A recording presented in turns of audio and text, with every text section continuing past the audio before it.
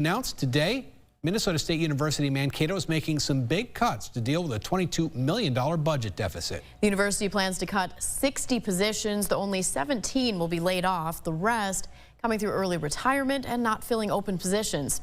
Other cuts include eliminating 21 graduate assistants, reducing equipment purchases, and ending the lease at the Hubbard building downtown. Our Evan Berg sat down with University President Dr. Edward Inch to learn more about the cuts and the university's plans for the future. As Minnesota State University Mankato is looking to balance a $22 million shortfall, University President Edward Inch says there have been a lot of hard calls that have had to be made with careful consideration. Goal was, one, protect the student experience and student support. So we don't want students to be impacted by these, even though any cut anywhere will probably have some effect.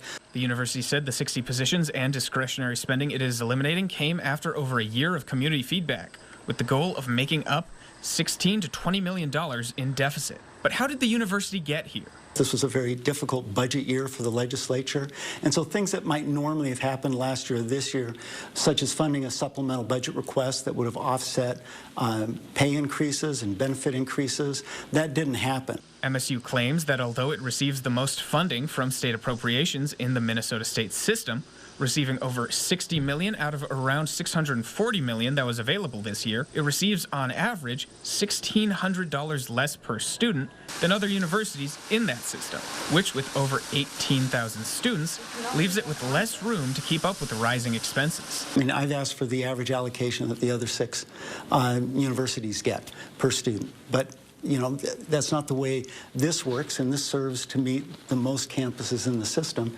The university hopes it can make up the remaining deficit with new partnerships, like non-credit online classes and its upcoming stadium and recreation complex, which is projected to bring in $4 to $6 million a year in revenue.